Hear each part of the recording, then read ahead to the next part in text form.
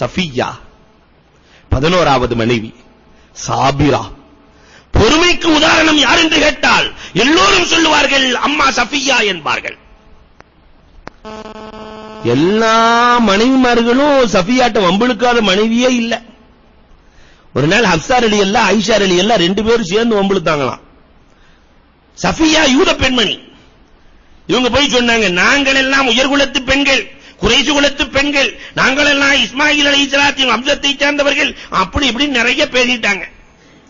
சஃபியா ஒன்று கூட பேசவில்லை. பெருமானாரிடத்தில் வருகிறார்கள், நாயகமே எப்பொழுது பார்த்தாலும் என்னை யூத பெண்ணே என்று எல்லோரும் கேலி செய்து கொண்டிருக்கிறார்கள் நாயகமே, நான் என்ன பதில் சொல்வது என்றே தெரியவில்லை நாயகமே. நம்ம அம்மா இருந்துச்சுன்னா கொலா சண்டை நடக்குவாங்க. ஆனால் பெருமானார் ஸல்லல்லாஹு அலைஹி வஸல்லம் சொல்லி கொடுக்கறாங்க, அம்மா இனி அவர்கள் பேசினால் உனக்கெல்லாம் ஒரு பெருமை இருக்கு, நாயகத்தின் மனைவி என்று வேண்டுமானால் நீங்கள் சொல்லலாம், நாயகத்தின் மனைவி என்று சொல்லலாம். அம்மா உனக்கு 3 பெருமை இருக்கிறது.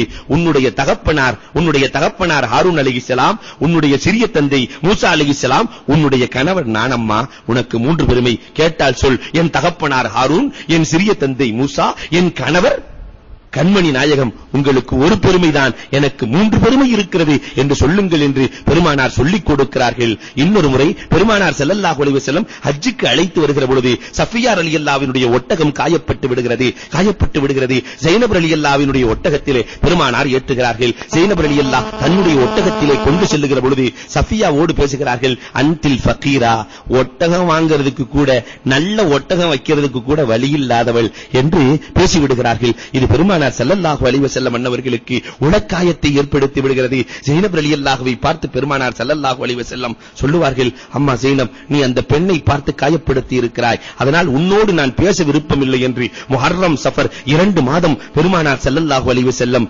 பேசவில்லை. ஸைனப் ரலியல்லாஹோடு ஒரு நாள் பேசவில்லை என்று சொன்னாலே நம்முடைய நிலைமை என்னாகும்? சஃபியா ரலியல்லாஹ் தன்னை பேசிய ஸைனபுக்காக பரிந்துரைக்கிறார்கள். பெருமானாரிடத்திலே சென்றார்கள், நாயகமே மன்னிக்க வேண்டியது நான் தான் நாயகமே, நானே மன்னித்து விட்டேன் நாயகமே, நீங்களும் மன்னித்து விடுங்கள் நாயகமே, அந்த பெண்ணை நீங்கள் காயப்படுத்த வேண்டாம் நாயகமே, களங்கப்படுத்த வேண்டாம் நாயகமே. பெருமானார் ஸல்லல்லாஹு அலைஹி வஸல்லம் சஃபியாவின் பொறுமையை பார்த்தீர்களா என்று ஸைனப் ரலியல்லாஹுவிடத்திலே சொல்லி காட்டுகிறார்களே, அந்த பொறுமை, குடும்பத்திலே பொறுமை நம்முடைய வீட்டிலே வந்துவிட்டால், கணவனிடத்திலும் மனைவியிடத்திலும் வந்துவிட்டால், இந்த 11 மனைவிமார்கள் எந்த நற்குணங்களை கற்றுக் கொடுத்தார்கள் அந்த நற்குணங்கள் நம் வீட்டுக்குள்ளே வந்துவிட்டால் இல்லத்தரசிகள் சொர்க்கத்து அரசிகளாக மாறி போவார்கள். அல்லாஹ் ரப்பல் ஆலமீன் அந்த வாக்கியத்தை நம் இல்லத்தரசிகளுக்கும் தந்தருள்வானாக.